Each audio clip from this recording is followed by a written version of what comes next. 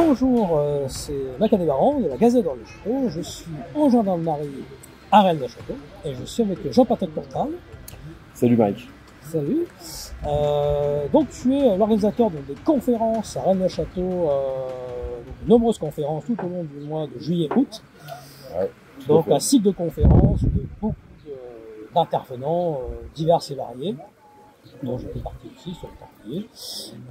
Donc on va présenter ton livre, voilà, donc les Templiers aux érections, donc édition sur BTLB, voilà, Mystère inexpliqué, qui est sorti il n'y a pas très longtemps. 4 mois. 4 Voilà, mois. 4 mois, voilà. Et les numéro 1 dans la catégorie parc, d'ailleurs. Oui, entre autres, ce qui me surprend parce que je ne m'attendais pas à ce succès, parce que je pensais que ça allait rester dans un monde un peu confidentiel. Ouais. Et finalement, c'est un livre qui se déploie pas mal, parce qu'on serait entre 7000 et 8000 ventes sur le livre depuis 4 mois, ce qui est quand même assez... c'est très agréable, honnêtement c'est agréable. Alors, comment est né ce livre? Alors, je sais que tu t'es intéressé aux pérérections depuis longtemps, au Rennes-le-Château, bien entendu, mais tu as redécouvert la pérérection sous un autre angle dans la vie. Alors, c'est pas que j'ai redécouvert la pérérection, c'est que pour moi, le pérérection, d'abord, tu sais, l'affaire de Rennes-le-Château, je la divise en 3 parties. La partie antique avec l'histoire de Rélé, la partie Béranger-Saunière, qui est une vraie histoire avec un vrai mystère, il y a vraiment quelque chose. Et puis, il y avait la partie moderne, qui était avec cette histoire du pérérection, qui pour moi... pendant plus de 30 ans, pour moi, c'était quelque chose qui était lié à une escroquerie, à une mégalomanie, à ce genre de choses. Donc, je l'avais vraiment mise de côté. Et puis, jusqu'au jour où on me demande de faire une conférence sur le pérérection dans le cadre de BTLV au Forum 104. Et il était présent un éditeur qui me dit, bah tiens, c'est bien ce que vous avez fait, ça vous dirait pas d'écrire un livre? Très honnêtement, j'étais pas forcément, pas motivé, mais je me suis dit, bon, allez, pourquoi pas, c'est amusant. Et puis j'ai enquêté, et tu sais, quand on travaille dans ces domaines-là, surtout depuis de nombreuses années, on a des pièces, tu sais, qu'on a dans nos documents. C'est vrai, pour moi, c'est comme un puzzle énorme avec plein de pièces dans tous les coins. Et puis d'un coup, j'ai vu les pièces s'accrocher les unes aux autres, jusqu'au moment où j'ai vu se dessiner quelque chose qui là m'a vraiment étonné. Et c'est ce qui a produit ce livre des Templiers aux pérérections, parce que en effet, on s'aperçoit qu'il y a un lien historique avec les Templiers. Et cette chose que l'on va appeler par la suite la pérérection, mais qui en vérité est un écran de fumée. Oui. Et tu sous-titres en fait, justement, dans l'intérieur de la couverture, c'est une sorte de triangle, ce triangle Arginy-Gisors, Rennes-le-Château. Tout à fait. Tout commence en fait par Plantard, hein, qui commence à Arginy, continue à Gisors, puis finit à Rennes-le-Château. C'est un mythe moderne. Ouais, c'est ça. Alors, Plantard n'est pas dans Arginy, hein. Il n'y est pas du tout. Non, il est contre. Alors, plus ou moins. pourquoi Arginy? Tout simplement parce que y a des gens qui décident, après la guerre, ça j'explique en détail dans le livre, après la guerre, de vouloir faire une résurgence templière. Alors, c'est vrai qu'il y a un personnage que l'on baptise le Veilleur, qui va s'installer au château d'Arginy, et bon, il y a une belle histoire autour de tout ça. Enfin bref, il y a un ensemble d'individus qui va venir se regrouper autour de ce personnage, dont un qui est extrêmement important, qui est un certain Maxime de Roquemort, qui en vérité, c'est lui qui est le vrai patron. C'est lui qui est le vrai patron. Et le Veilleur a été choisi pour porter cette résurgence. Sauf que avec le temps, eh bien, ça va partir en déliquescence parce qu'il y a des problèmes d'ego, parce que il y a toujours ceux qui veulent être calife et la place du calife, et finalement, qu'est-ce qui va se passer? Eh bien, cette résurgence va continuer, mais elle va se déliter, si je puis dire. Et les gens qui avaient décidé de lancer la résurgence avaient envisagé déjà quelque part, si je puis dire, un plan B, si le premier plan, Arginy, n'avait pas fonctionné. Et c'est là où on va voir apparaître Pierre Plantard, puisque dès 1950, il va s'intéresser à une ville, à un lieu qui s'appelle Gisors, dans l'Eure. Et pourquoi il s'intéresse à Gisors? C'est parce que tout comme à Arginy, on va retrouver les fondamentaux du système qu'ils veulent mettre en place. C'est-à-dire qu'on va avoir un lieu, on va avoir un personnage et surtout une légende templière. Et donc, Gisors va être exactement dans le même profil légendaire, si je puis dire, qu'Arginy. C'est pas la même chose, mais on va retrouver les 3 points essentiels à leur montage. Et là, autant d'Arginy, Pierre Plantard n'avait que 25 ans, donc très jeune, on ne confie pas une mission que l'on juge importante à un jeune homme, autant qu'à l'époque de Gisors, il va avoir pris, excusez-moi l'expression, de la bouteille, quelqu'un de plus mûr. En plus, il a été formé, entre guillemets, par ce groupe d'individus très particuliers qui vont décider donc de lancer Gisèle.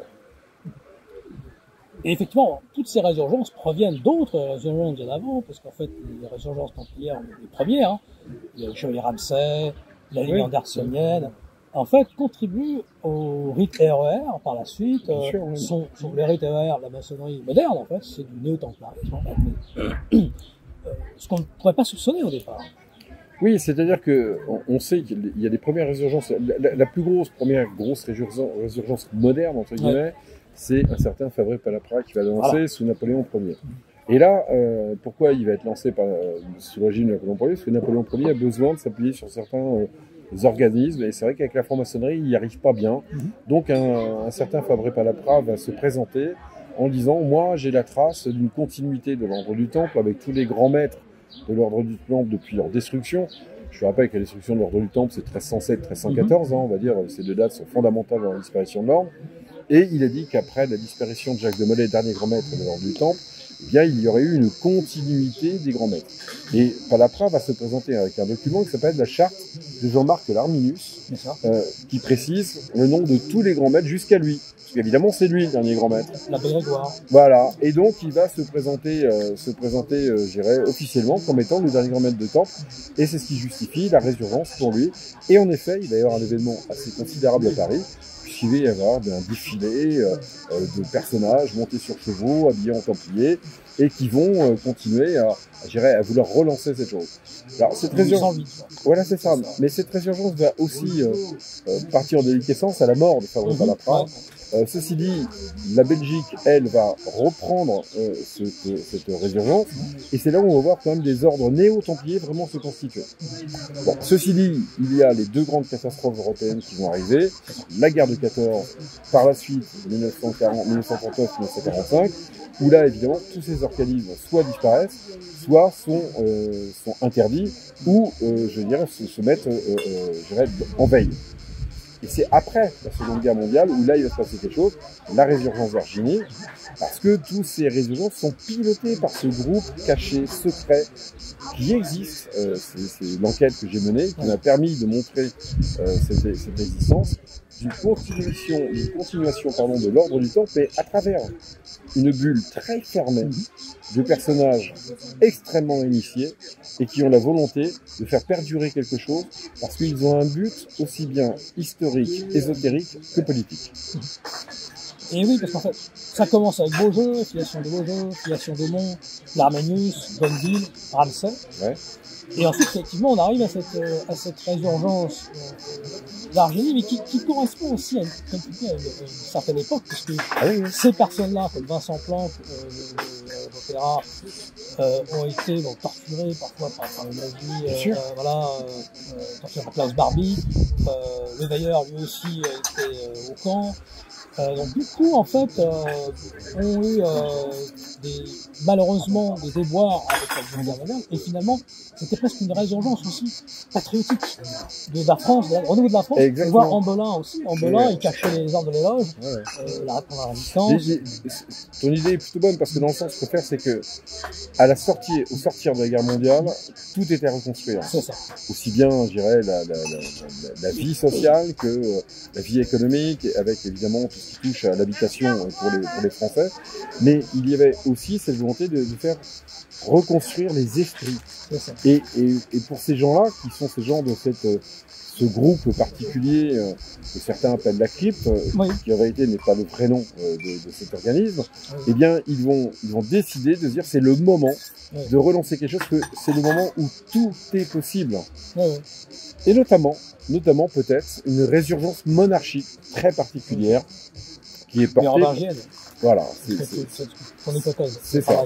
Il y a cette volonté de remettre en place, d'une façon très particulière, la volonté de cette lignée royale perdue dynastique, qui est, si on regarde l'histoire de France, la seule lignée royale légitime, puisqu'elle se transmet par le sang. Il va falloir attendre 900 et quelques pour qu'un certain Hugues Capet, entre guillemets, prenne le pouvoir et décide d'arrêter cette lignée. Et donc tous les rois après Hugues Capet sont des rois historiquement illégitimes par le sang. Et la question, c'est de se dire, y a-t-il une continuité de cette de cette lignée mérovingienne. Et il semble que des gens ont travaillé et ont trouvé en effet une lignée, et que ce groupe de personnes non seulement avait une connaissance ésotérique, et notamment autour de la chrétienté, mais en plus de cette lignée mérovingienne qui était aussi celle qui devait porter à l'origine ce mystère chrétien qu'il y avait. Et il est décidé de tenter de relancer cette lignée mérovingienne, comme d'autres ont voulu relancer les bonapartistes, comme d'autres ont voulu relancer, je dirais, différents sujets, et ainsi de suite. Donc on est sur vraiment quelque chose de particulier, et on voit qu'il y a une vraie volonté de porter quelque chose. D'ailleurs, quand tu parlais de la crypte, tu as connu mon grand-père du crypte, tu l'as rencontré justement, Oui. qui était le dernier membre, le 24e membre donc, de la crypte, vivant actuellement. Et donc c'est cette filiation aussi qui a continué par la suite. Ce triangle aussi, ce qui avait rejoint donc, le groupe des veilleurs en 1960. Maxime de Roquefort, Marcel-Albert Delago et le veilleur, c'est le triangle magistral. C'est presque un triangle alchimique. Ah, on peut le voir comme ça, voilà. Oui, en effet. Mais de toute façon, il faut bien se mettre dans la tête que l'ensemble de ces personnages avait une volonté ésotérique. Ouais. Donc avec tous les outils ésotériques possibles qu'ils avaient à leur disposition, et notamment aussi tout ce qui était autour d'une forme de magie, ce qu'on appelle les opérations théurgiques. Mais ceci dit, le mouvement d'Argénie s'essouffle à partir de 1960. Quand ton grand-père y rentre, c'est la fin du système. Oui. C'est la fin, ça commence à être la mort du truc. Oui. Et c'est là où les gens qui avaient décidé de lancer Argénie avec le veilleur vont décider de laisser tomber donc Argénie pour relancer un autre qui est donc Gisors. Oui. Et comme on le verra, Gisors, ça va, excusez-moi l'expression, ça va aussi leur péter au nez parce que là aussi on va rencontrer des problèmes d'ego et notamment un certain Gérard de Sède qui aura un problème d'ego. Oui. Et d'ailleurs aussi, il y a l'application après des réseaux gaullistes avec tout cela, et on voit par exemple le livre de Matteo Paoli et les dessus de l'organisation politique qui met en jachère cette idée qu'aussi il y a deux factions, on va dire cette loge Villermoz de 1956 qui serait née à Lyon, qui serait à l'origine en fait de Vincent Planck, de toute cette résurgence-là, et également donc ces réseaux gaullistes, et presque en antagonisme avec Plantard. Comme s'il y avait une sorte de guerre. Et puis 1956, c'est aussi les dossiers Lobino, en 1956, et c'est aussi peut-être Alpina qui aurait créé cette loge Alpina qui aurait créé peut-être les dossiers Lobino. Peut-être l'avis là-dessus justement. Alors, quand tu parles de Vincent Planck et ces gens-là qui étaient dans le monde maçonnique, ils étaient tous et hauts fonctionnaires gaullistes. Oui, hauts fonctionnaires gaullistes. Mais c'est vrai que ces gens-là n'étaient pas dans le concept de la résurgence primaire. Et c'est bien pour ça que des gens comme Plantard ont été choisis. Ouais. Et en effet, tu as raison, il y a une forme de conflit entre les deux. Et c'est pour ça que justement, ces gens-là qui sont repartis sur les lignes franc-maçonnes, si je puis dire, vont relancer à travers la maçonnerie. On va avoir un renouveau, si je puis dire, du templarisme dans la franc-maçonnerie, porté par ces gens-là. Alors, tu parlais de la loge Opéra, mais c'est vrai que de la loge Opéra, il y a eu différentes branches qui ont été faites. Il faut quand même pas oublier que par ces gens-là, à cause de ces gens-là, à terme, il y a eu une dérive manifeste qui était l'OTS. Il ne faut pas l'oublier. Et attention, quand je parle de l'OTS, je précise parfaitement que des gens comme le Veilleur ou comme Maxime de Roquefort n'ont rien à voir avec ça. Et même les autres cryptes après, qui ont dérivé vers la loge 7.1 et tout ça. Il n'y a pas d'autres cryptes, il n'y a qu'une seule crypte. Non, mais il y a des fausses cryptes théoriques qui ont pris le nom de la crypte, où c'était des loges mafieuses, la 7.1 à Toulon. Et donc, ce qui est intéressant, c'est de voir la volonté de relancer la chose, notamment avec Gisors et avec Pierre Plantard. Et Plantard est déjà sur le sujet de Gisors en 1950. J'ai des plans, je produis les plans d'ailleurs dans mon livre, où il y a sa signature avec la date de création du plan 1950. Et pourquoi je dis ça? C'est parce que le fameux livre qui va sortir, qui va être écrit par Gérard de Sède et Pierre Plantard, les Templiers sont parmi eux. Eh bien, ce livre va faire connaître déjà à un public beaucoup plus large cette histoire des Templiers. Et là aussi, on va avoir une problématique qui va se poser, c'est lorsque un jour, on va demander après moult épisodes, demander à Gérard de Sède de venir sur un plateau de télévision, dans une émission qui s'appelle Lecture pour tous, où il va raconter la fameuse histoire du fameux Roger Laumois, qui est celui qui aurait trouvé le trésor templier à Gisors.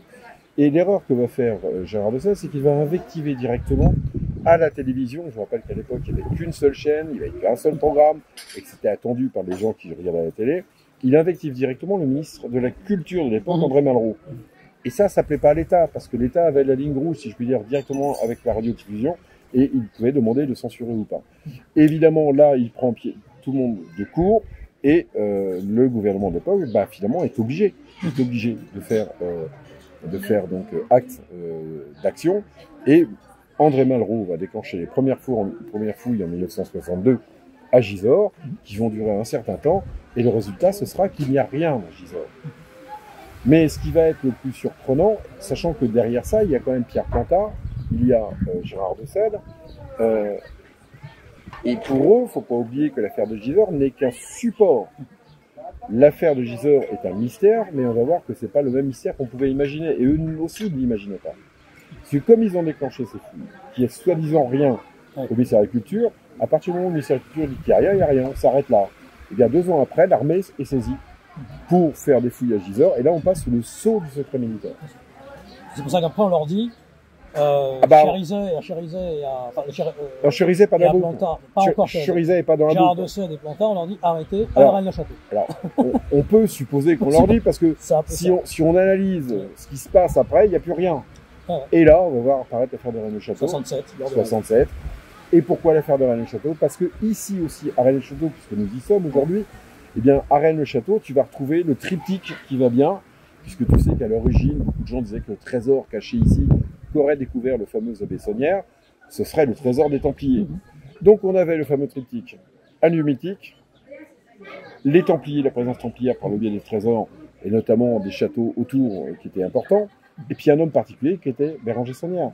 Et donc on relance la chose, mais là aussi avec le temps, eh bien ça va partir en déliquescence, parce qu'il va y avoir des problèmes d'ego qui vont se faire également. Et on va dire qu'à partir de ce moment-là, depuis les années 90 à peu près, eh bien, on va dire qu'il y a la résurgence qui était lancée à ce moment-là sur Rennes-le-Château est aussi tombée à l'eau. Là, la question qu'on peut se poser, c'est y a-t-il quelque chose maintenant qui pourrait permettre une résurgence?